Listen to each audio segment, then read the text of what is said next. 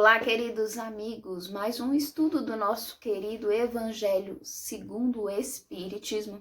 E hoje nós estamos com o capítulo 13, item 15 do Evangelho.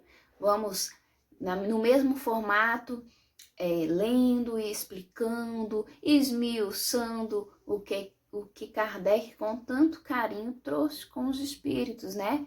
Para nós entendermos a nossa doutrina espírita, para nós nos entendermos enquanto seres humanos e entender aquilo que a espiritualidade, que o nosso Mestre Jesus tentou nos passar com sua encarnação, né? Com os seus exemplos aqui encarnado e com tantas mensagens que nós recebemos todos os dias dos nossos amigos espirituais.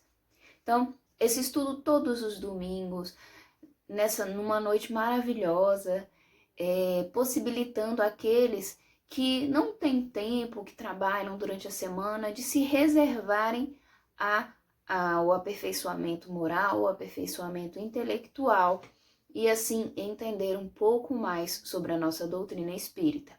Então, como nos outros formatos, eu vou lendo e nós vamos discutindo, vamos entendendo o que se trata esse capítulo e esse item, o item 15 do capítulo 13 do Evangelho segundo o Espiritismo. Então, vou começar a ler aqui um pouquinho e aí nós vamos introduzindo e discutindo sobre o assunto. Então, ele começa assim: meus caros amigos, todos os dias ouço entre vós dizerem: sou pobre, não posso fazer a caridade. E todos os dias vejo que faltais com a indulgência aos vossos semelhantes. Nada lhes perdoais e vos arvorais em juízes muitas vezes severos, sem querer de saber se ficareis satisfeitos que do mesmo modo procedessem conosco. Então, vem um alerta o seguinte: olha, eu não posso auxiliar ao outro porque eu tenho pouco. Eu não sou abastado materialmente, então não há como auxiliar o outro, não há como praticar a caridade, né? Tão necessária para a nossa evolução. Não só caridade material, mas é nesse sentido que o texto vai entrar aqui agora.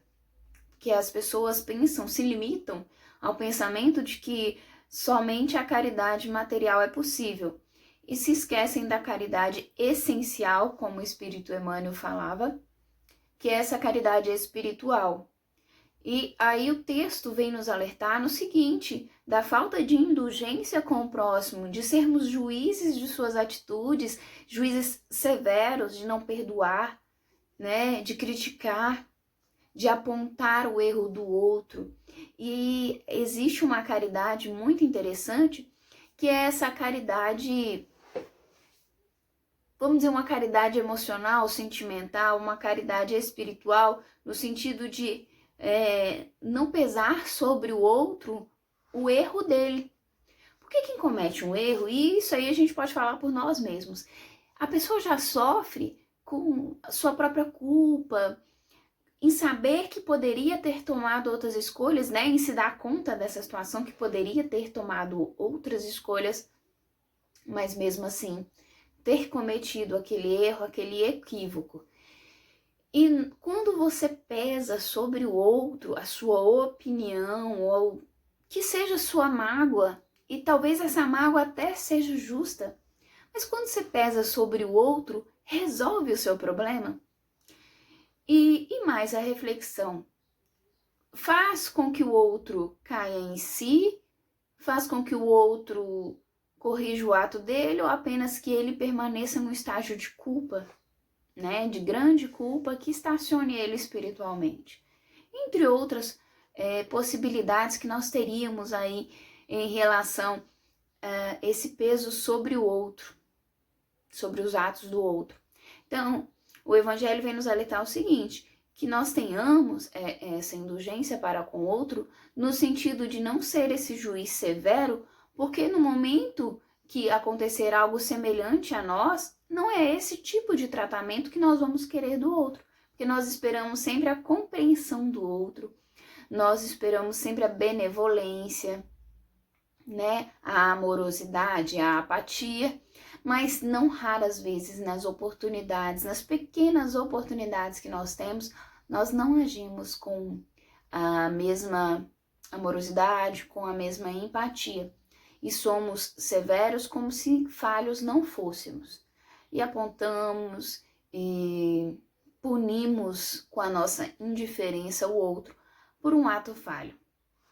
E aí o texto traz uma grande reflexão nesse sentido, de nós verificarmos a nossa própria conduta, de nós verificarmos as possibilidades do tratamento que possamos receber em virtude das nossas atitudes. E aí entra naquela coisa, fazer com o outro aquilo que nós esperamos que se faça conosco. Mas aí o texto, ele continua. Não é também caridade a indulgência? Fica um questionamento, né? Será que a indulgência não seria uma forma de caridade? Será que a compreensão não é uma forma de caridade? A compaixão com o outro não é uma forma de caridade? Porque o que é a caridade? É um olhar diferenciado, com generosidade e amorosidade pelo outro. Não é a empatia de você se colocar no lugar do outro necessariamente. É de você ser solidário à dor do outro e, dentro das suas possibilidades, amenizar isso. Então essa é a caridade. Isso vai no aspecto material, isso vai no aspecto emocional, vai no aspecto espiritual. São diversas as formas que nós temos a possibilidade de auxiliar o outro. E continua assim: vós, que apenas podeis fazer a caridade praticando a indulgência, fazei-a assim, mas fazei-a largamente. Pelo que toca à caridade material, vou contar-vos uma história do outro mundo. Então, antes de adentrar na história que vai ser trazida aqui, ele fala, se você pode fazer, né, esse tipo de caridade, que é a indulgência, de a compaixão, da empatia com o outro, faça e faça largamente, sem ressalvas, sem reservas, né? Não vamos olhar para quem que eu vou ser bom, que sejamos bons para todos. Nós sabemos que nós não vamos ter, eu não diria retribuição e gratidão, mas eu diria, nós sabemos que isso muitas vezes não vai ser reconhecido pelo outro e pelas pessoas próximas, mas aí é uma questão nossa com a nossa consciência, é uma questão nossa com a nossa paz de espírito, é o que nós trazemos ao mundo, o que nós fazemos com o mundo, com as nossas possibilidades, não as nossas reações frente às dificuldades, nossas reações impulsivas e instintivas, mas o nosso ser espiritualizado e pensante agindo em prol do espiritual, em prol da imortalidade da alma. E aí entra na história.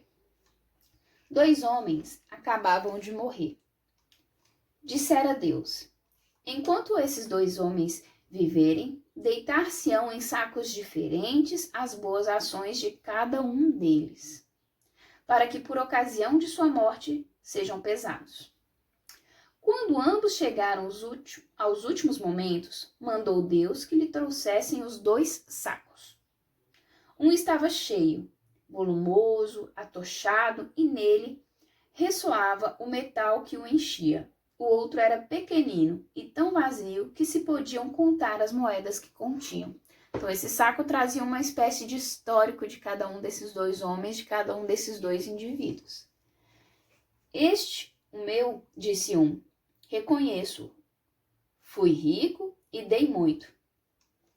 Este, o meu, disse o outro, sempre fui pobre, quase nada tinha para repartir.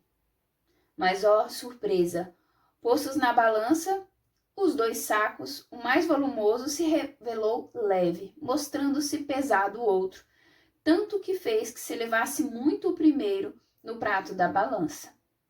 Então a gente vê que as expectativas deles eram em relação às caridades materiais. E o mais rico diz que aquilo que ele continha foi repartido, muito bem repartido. E o outro se justificava pela falta, né, pela escassez e a impossibilidade de fazer a caridade material. Continuando. Deus então disse ao rico: destes muito, é certo, mas deste por ostentação e para que o teu nome figurasse em todos os templos do orgulho, e ademais, dando, de nada te privastes. Então ele vem explicar que, olha, você de fato deu muito, mas você sempre esperou algo em troca. Você esperou reconhecimento, você esperou que aquilo te levasse a um status social maior e nada daquilo que você doou te gerou alguma privação. Então ele doou o que estava sobrando, aquilo que estava em demasia na sua vida. Mas ele não se privou, não renunciou para que fosse doado algo a outros, né? Para que uma caridade ali existisse. Então, olha, tá sobrando, eu vou dar, né? Eu vou doar. Não quer dizer que houve ali um esforço, um empenho maior em dizer, ó, eu ainda não tenho muito, mas o pouco que eu tenho será repartido. E continua. Vai para a esquerda e fica satisfeito com o que te serem as tuas esmolas, contadas por qualquer coisa. Depois disse ao pobre: tu destes pouco, meu amigo, mas cada uma das moedas que estão nesta balança representa uma privação que te impusestes. Não destes esmolas, entretanto prestastes a caridade. Então, olha o peso das nossas atitudes. Ele não pôde doar materialmente moedas, alimentos, ele não pôde fazer aquilo que o dinheiro proporciona, né? Em grande monta. Mas o pouco que ele repartiu, a intenção dele, ela não se mediu pela quantidade de moedas que foram doadas, de valores que foram doados, mas ela se mediu pela intensidade, pela força de vontade dele em ser bom, em fazer o bem. Então, quando Deus, nessa história, traz o peso das atitudes, o peso dessas sacolas, ele está falando da intensidade em ser, né? Um teve uma possibilidade de ser rico, o outro teve a possibilidade de ser pobre, mas ambos tinham a possibilidade de doar ao outro. Ambos tinham a possibilidade de contribuir para o sistema. Mas cada um fez escolhas. O rico escolheu viver bem e doar aquilo que lhe sobrava, enquanto o pobre tirou do pouco que tinha. E aí a gente lembra lá do óvulo da viúva, né? E que ela tinha pouco, mas mesmo assim sempre reservado a auxiliar o outro. E assim ela fez durante a sua vida. Então ela tirava do pouco que tinha para doar àqueles que necessitavam. E a caridade real, a caridade ela é isso. Você tirar do pouco que você tem, do seu tempo, né? Do seu amor. E aí às vezes você vai falar assim, poxa, Débora, eu tenho tanta dificuldade em dar bons conselhos, às vezes eu me sinto perdido nos meus pensamentos, perdido nas minhas atitudes, mas aí eu te falo o seguinte, mas você pode ouvir. E tem pessoas que elas precisam ser ouvidas. Às vezes elas não querem um conselho em específico ou um direcionamento, elas querem atenção. Elas querem sentir que alguém no mundo olha para elas de uma forma diferente e dá atenção à dor delas, né? Alguém que para o momento ali, que se reserva a dar aquele instante àquela pessoa, que doa a sua energia para aquela pessoa. Nós vamos entrar num campo de mediunidade, que todos somos médiums, uns ostensivos, outros não, né? Ativos, outros não, e entender que todos nós possuímos um magnetismo, e esse magnetismo, né, essa troca de energia nossa com o mundo espiritual, e a gente troca desde as boas energias, desde as energias mais densas, mais pesadas, elas reverberam de alguma forma no sistema. Então, quando eu me reservo a ouvir o outro, a prestar essa caridade espiritual, eu tô muitas vezes ali fazendo uma troca de energia e auxiliando esse outro a se livrar dessas energias densas que pesam sobre eles, trazendo essa baixa autoestima, essa tristeza, esse processo depressivo, e auxiliando a ele se recompor de boas energias. Não sei se já aconteceu com vocês, mas às vezes você tá num dia não tão legal, e aí você encontra uma pessoa que talvez já seja uma pessoa que você conheça, uma pessoa do seu convívio, e essa pessoa te dá um abraço. E depois você sai bem desse abraço e o seu dia fica diferente porque essa pessoa te abraçou. Então, assim, houve naquele instante uma troca de energia. Então, a sua energia estava baixa por algum motivo, né? Todos nós temos dias ruins, mas a troca de energia com o outro nos possibilitou uma renovação naquele instante. Então, é um tipo de caridade que qualquer pessoa pode fazer. E aí, nós nos privamos disso muitas vezes, porque achamos que tem que ser num dia, num momento especial, de uma forma especial, e não entendemos que pode ser a qualquer momento, que pode ser a qualquer instante, né? Quando a gente fala de prece, por exemplo, fazer a prece por alguém, é um tipo de caridade muito bonita.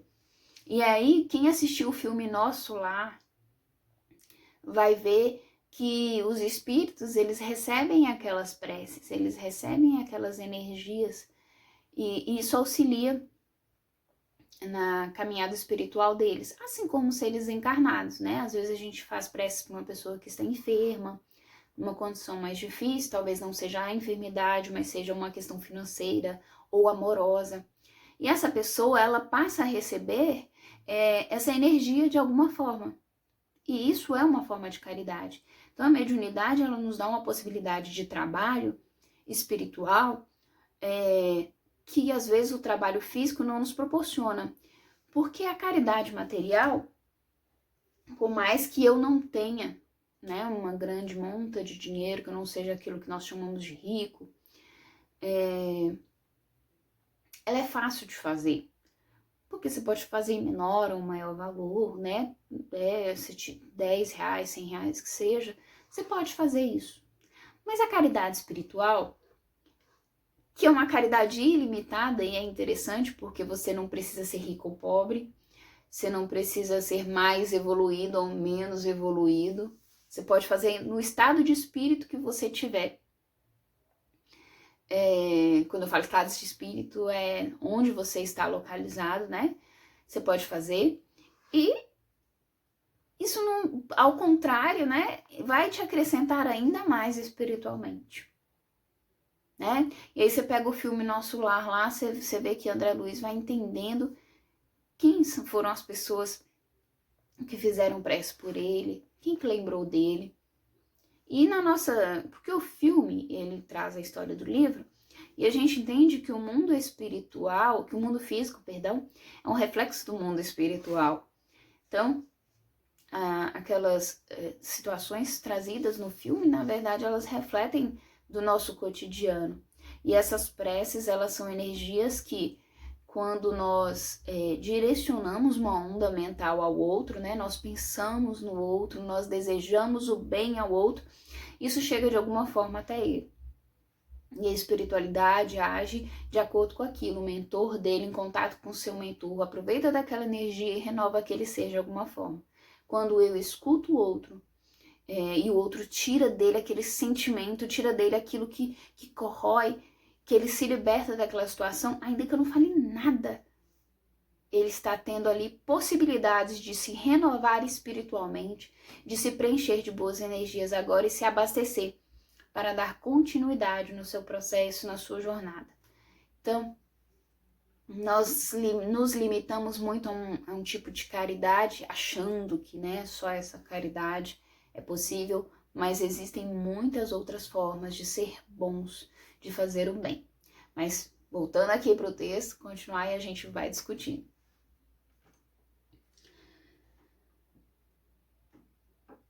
Aí, continuando. Ele explicou, né, que ele teve as privações, fez da forma que ele pôde fazer, aí continua. o que vale muito mais. Fizestes a caridade naturalmente, sem cogitar de que te fosse levada em conta. Fostes indulgente, não te constituísse juiz do teu semelhante.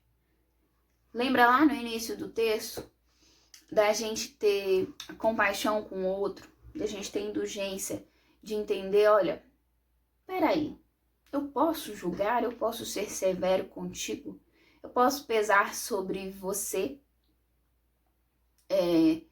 sobre o que você fez? Será que eu posso? Né? E aí ele traz esse questionamento, né? Você foi indulgente e você não foi um juiz severo dos outros. Você foi compassivo, você foi empático, né? Em outras palavras. E aí ele continua. Ao contrário, todas as suas ações lhe revelastes, passa à direita e vai, todas as suas ações lhe revelastes. Lhe relevaste. Gente, hoje eu tô com problema de dicção, desculpa. Então, ele fala que as ações dele disseram por ele mesmo, né? Que a forma que ele escolheu viver fez que aquela sacola aparentemente pequena, lembra do cuidado da aparência física para o que de fato espiritualmente nós somos. Então, fala que toda aquela aparência física não revelava o que espiritualmente de fato existia ali. E aí ele segue dizendo, passa à direita e vai receber a tua recompensa. É uma mensagem do Espírito Protetor em Lyon, 1861. Então, essa mensagem. O Espírito traz ali uma metáfora. Nosso evangelho é cheio de... O evangelho bíblico, né? A Bíblia é cheia de metáforas. E o Evangelho segundo o Espiritismo traz muitas dessas metáforas, dessas parábolas, para explicar os ensinamentos de Jesus, para trazer, então, tantas outras coisas importantes, né? Que tantas mensagens, tantas lições importantes. E traz esse item, o item 15, ele traz essa história para nós refletirmos sobre a importância da indulgência. E aí eu tenho um texto para compartilhar com vocês sobre indulgência e eu vou ler aqui para vocês. Então, o texto, ele é uma leitura, né, do Evangelho por Emmanuel, sobre o versículo 7, sobre o capítulo 7, versículo 1 de Mateus, que fala, não julgueis para que não sejas julgados. E o título do texto é auto-julgamento.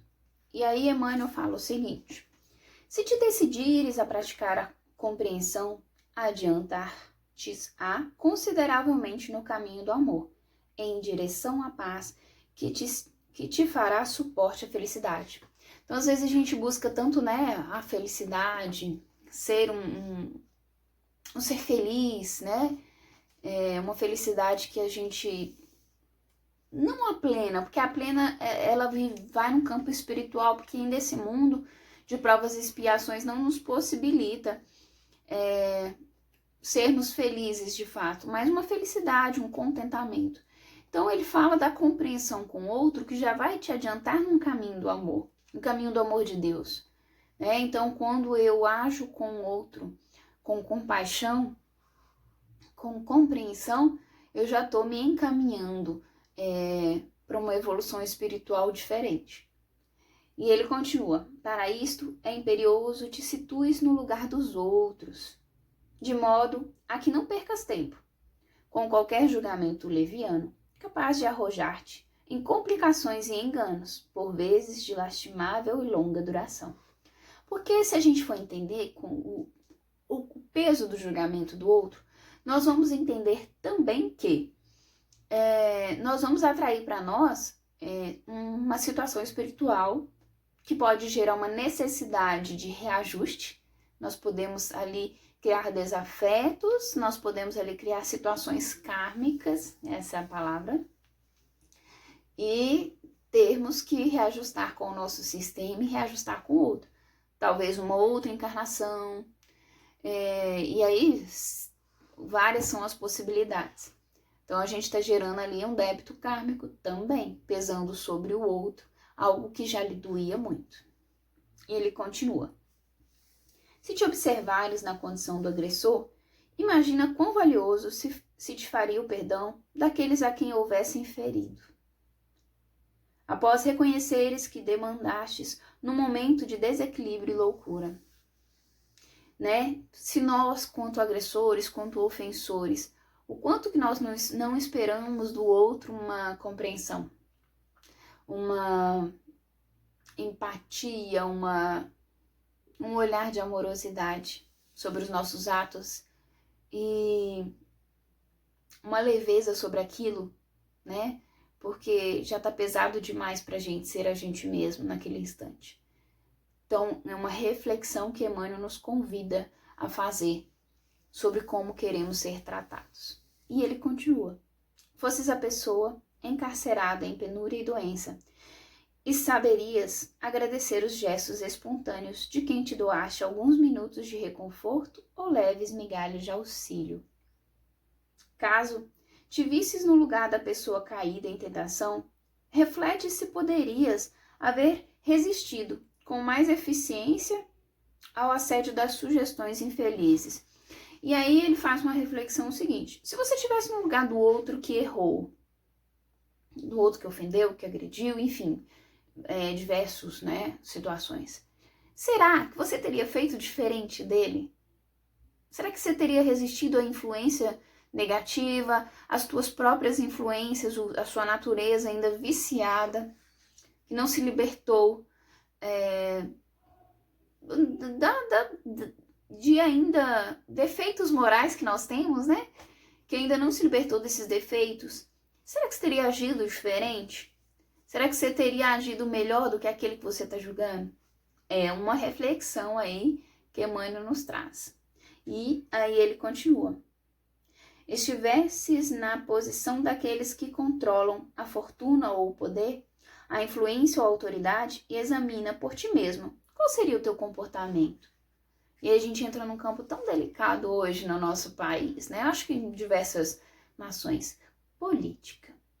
Né? Nós julgamos, nós questionamos, nós até brigamos com pessoas que amamos por defender opiniões políticas e políticos e posturas. E na crítica dessas posturas, no poder, e a política é uma das formas de poder, Emmanuel questiona qual seria o seu comportamento se você estivesse no poder. Como agiria se estivesse no poder? E traz esse questionamento pra gente. E questiona, colocando-te na situação dos companheiros em lágrimas que viram partir entes amados, sob a neblina da morte, mentaliza a extensão do sofrimento que dilapidaria o coração ao perder a companhia daqueles que mais ama. Se coloca no lugar do outro, no sofrimento do outro. Pensa o quanto dói para o outro a perda de um ente querido, de uma pessoa próxima. Então, todo esse texto ele vai trazendo para a gente uma grande reflexão do nosso dia a dia, das nossas formas de conduta, de comportamento com o outro. E Emmanuel continua. De quando a quando, sujeita-te no silêncio aos testes dessa natureza, dialogando intimamente de ti para contigo, e descobrirás em ti as fontes de renovação espiritual, a te nutrirem os sentimentos com novos princípios de tolerância e humanidade. Então, ele propõe para a gente que façamos, que tenhamos esses momentos de intimidade conosco, de reflexão, de nos colocar na posição do outro, de buscar entender a dor do outro, de buscar entender se, antes de julgar, será que eu teria feito diferente? Será que eu teria feito melhor que o outro? Será que eu conseguiria ter mais êxito? Porque quando nós fazemos esses momentos de reflexão, nós conseguimos, então, entender as dificuldades que o outro teve. E eu não digo justificar, mas compreender por que ele tomou tais atitudes e por que aquilo levou ele àquele caminho. E aí Emmanuel vai e termina esse texto. Realmente, advertiu-nos Jesus, não julgueis para não serdes julgados. O Divino Mestre, entretanto, não nos proclamou impedidos de julgar a nós próprios, de modo a revisarmos nossos ideais e atitudes, colocando-nos, finalmente, a caminho da própria sublimação. Então, o convite de Emmanuel vem no sentido de, olha, há uma orientação de não julgueis para não ser julgado, mas o autoexame, o autojulgamento, ele é necessário para nós revermos as nossas atitudes, nos posicionarmos melhor frente à vida. E nesse posicionamento, nós entendemos a necessidade de ser indulgente com o próximo, de exercer uma caridade espiritual, de auxiliar através da prece, mas de, acima de tudo, olharmos para nós, né? Gandhi fala, seja a diferença que você quer ver no outro. Então, nós esperamos muito do outro, nós esperamos muito que a modificação ela venha do outro, mas qual é a proposta que nós temos em relação a nós mesmos? Né? Eu vi um trecho de um estudo, eu faço esse exercício de ver as palestras que eu dou para entender quais são as mensagens que a espiritualidade quer me passar. E hoje eu vi um trecho que falava o seguinte, existem pessoas que se julgam superiores, melhores que outras, e não raramente essas pessoas se magoam muito. A pessoa que ela é de fato superior, como ela pressupõe que ela é, ela não se magoa com o outro, ela não se decepciona, porque se ela é superior, ela entende a fragilidade e a limitação do outro. Então, se você está se magoando demais, você está se ofendendo demais, busca um autoconhecimento, faz uma autoavaliação de si mesmo. Começa a rever as suas atitudes, começa a rever os padrões que se repetem na sua vida e você vai entender que existem coisas ali a serem trabalhadas. Deus, nosso Pai, nosso Criador, a espiritualidade, eles sempre nos alertam ao nosso cuidado de ver o nosso caminho através do amor. Mas eles não se limitam a não trazer a nós, e por nosso livre-arbítrio, é claro, por nossa própria escolha, a dor, para que nós possamos lembrar dos nossos direcionamentos, dos nossos compromissos espirituais, das nossas promessas a nós mesmos antes de reencarnar, né? Sem o corpo físico que nos traz o esquecimento. E sempre esse convite de retornar ao caminho do amor. A dor, ela não vem no intuito de te ferir. Às vezes a pessoa acha que ela está passando pelo sofrimento, e que é bonito esse sofrimento, e há uma romantização do sofrimento, e ela esquece que, na verdade, esse sofrimento é para que ela se redirecione ao amor, ao caminho de Deus, ao caminho espiritualmente, onde uns auxiliam os outros. Né? Essa dor, ela está tentando te lembrar de alguma coisa. Ela está te fazendo um convite muito especial para você olhar para si mesmo. Aí, tem uma frase que está no site da União Espírita Mineira, muito interessante, sobre indulgência, que fala o seguinte. Indulgência é o sentimento fraternal que necessitamos cultivar com os nossos irmãos, evitando censurar, criticar, fazer observações chocantes e falar mal de quem quer que seja. Então, se você está em dúvida, o que é ser indulgente? Eu vou repetir com calma aqui agora. É ter um sentimento fraternal com os nossos irmãos. Sentimento de amor, de cuidado.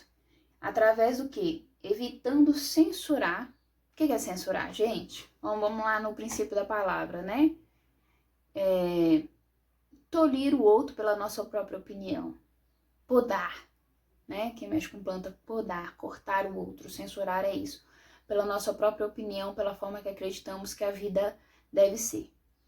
Criticar, né? Apontar os erros, apontar os equívocos, fazer observações chocantes, sensacionalizar o erro do outro, né? Dar uma grande notoriedade para o erro do outro, que às vezes a gente erra e poderia passar desapercebido no sentido de que, tá, eu errei, já tô corrigindo, mas o outro martela tanto na nossa cabeça, você errou, né? E olha o que tal pessoa fez, olha pra você ver e tal.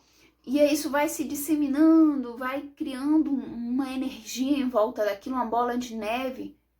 E isso passa a ser essas observações chocantes do outro, que tomam uma proporção, uma dimensão muito grande, e a gente vai atraindo para você uma atmosfera negativa em torno disso, que não tem necessidade nenhuma, né?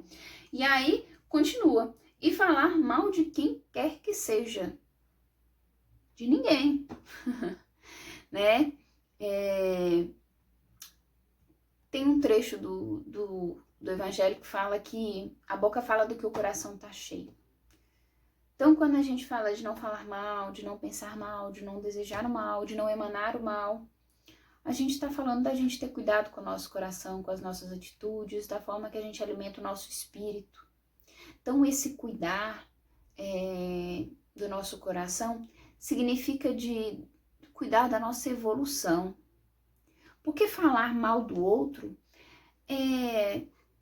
tem uma frasezinha que mineiro gosta muito disso, vocês vão ver muitos exemplos assim. Fala que quando Pedro fala mal de João, eu sei muito mais de Pedro do que de João, né? Quem que tá levando a discórdia, quem que tá levando a energia negativa, quem tá disseminando ela.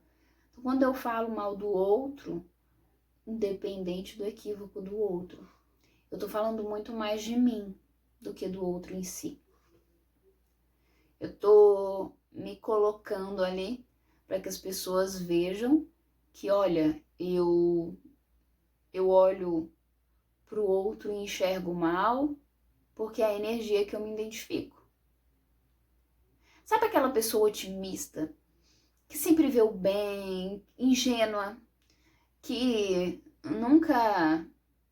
A pessoa tá fazendo mal pra ela, mas ela não tem noção daquilo. Aí você fica, gente, será que essa pessoa não tá percebendo? Porque a gente tem uma facilidade de ler aquilo que nós somos. As sombras, né? A gente já ouviu falar das sombras? Então, às vezes eu fico muito incomodada porque o outro, por exemplo, fala muito alto. Ou fala muito rápido. Isso é só um exemplo. Mas isso diz ou de uma necessidade que eu sinto de querer falar mais alto e mais rápido, ou de eu ser aquilo e não me perceber naquilo. Então, diz muito mais sobre mim do que o outro. Aquilo que te incomoda, tem alguma mensagem ali para você. Não vou lembrar quem que falou, né? Incomodou, doeu, carrega que é teu. Então, quando eu falo mal, quando eu critico, quando eu censuro, quando eu sensacionalizo, eu tô mais mostrando o meu espírito e do que eu sou dotada em si do que o do outro.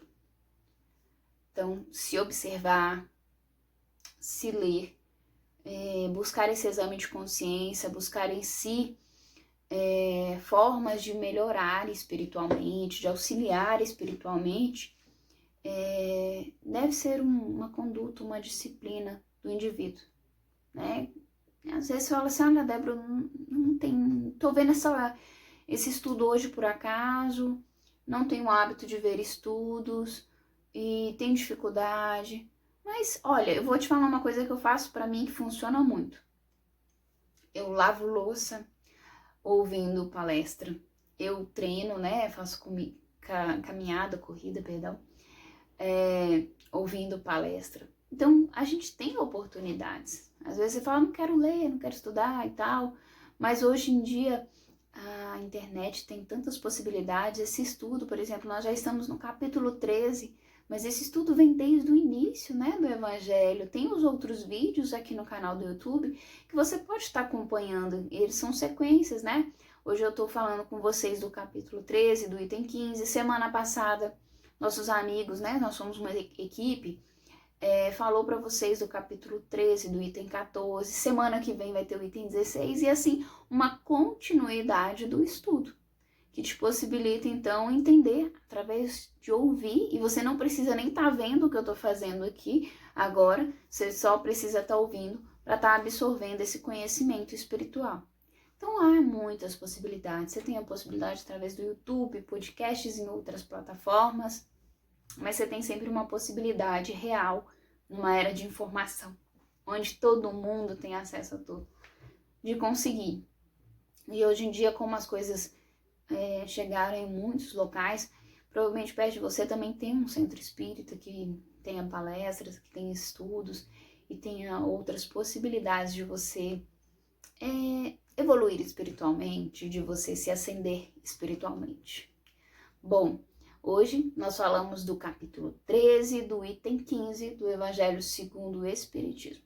Semana que vem, nossos amigos voltam com outro item deste capítulo. E hoje fica aqui o meu agradecimento, Débora Rodrigues, para quem não conhece, de Bocaiúva, norte de Minas, e agradecendo a cada um de vocês que acompanhou, que esteve aqui até agora conosco, e que Deus abençoe a caminhada de vocês todos os dias. Não se esqueçam, quando você resolve cuidar do seu espírito, você está fazendo o maior investimento que você poderia fazer para a sua encarnação e para a imortalidade da sua alma. Fiquem com Deus.